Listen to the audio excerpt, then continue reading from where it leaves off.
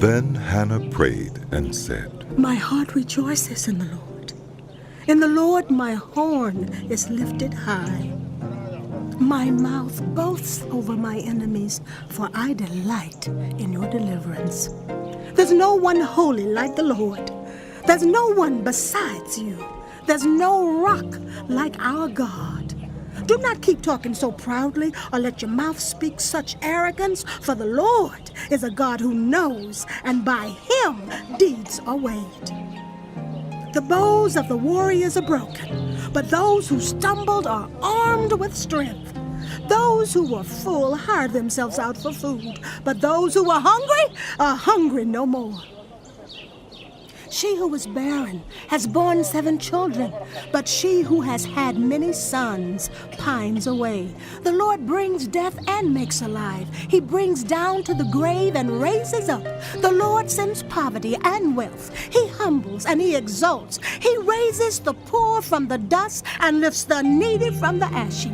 He seats them with princes and has them inherit a throne of honor. For the foundations of the earth are the Lord's.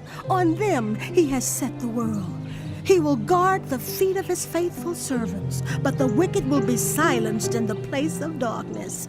It is not by strength that one prevails. Those who oppose the Lord will be broken. The Most High will thunder from heaven. The Lord will judge the ends of the earth.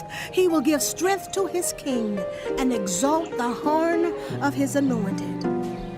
Then Elkanah went home to Ramah, but the boy ministered before the Lord under Eli the priest.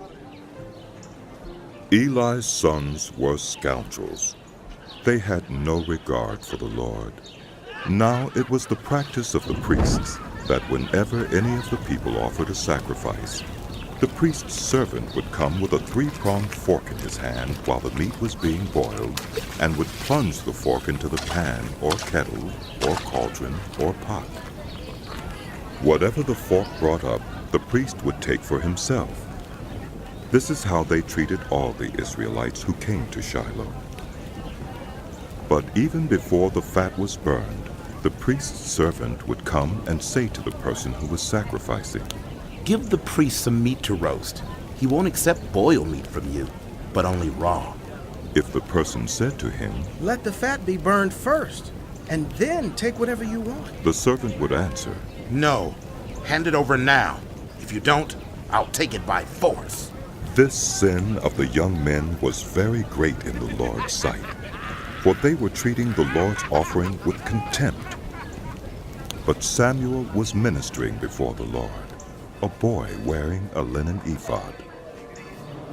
Each year his mother made him a little robe and took it to him when she went up with her husband to offer the annual sacrifice.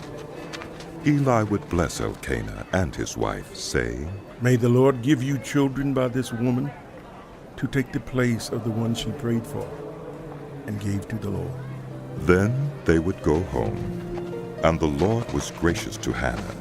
She gave birth to 3 sons and 2 daughters. Meanwhile, the boy Samuel grew up in the presence of the Lord.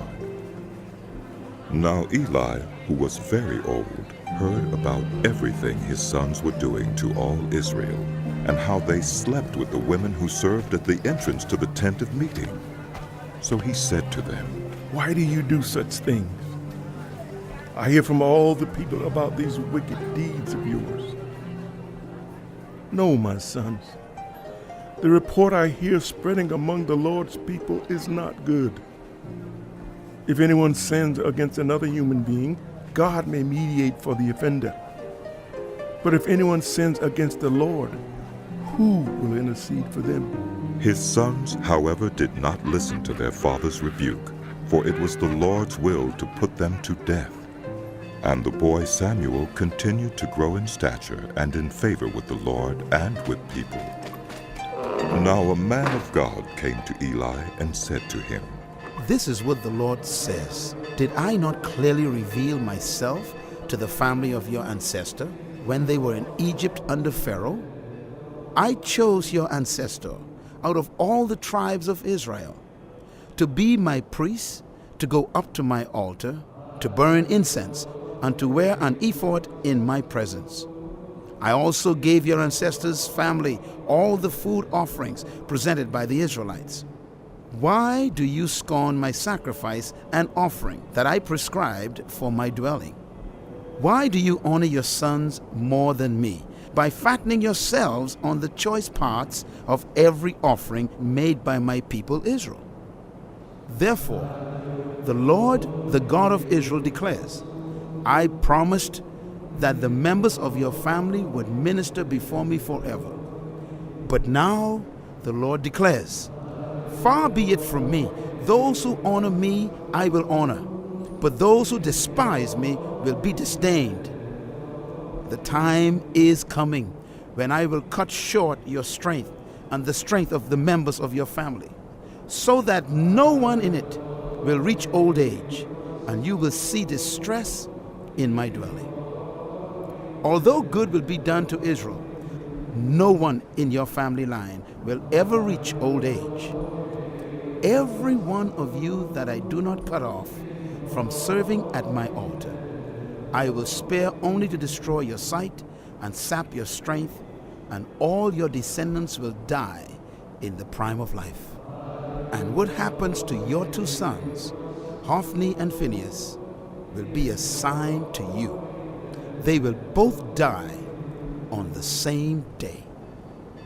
I will raise up for myself a faithful priest who will do according to what is in my heart and mind.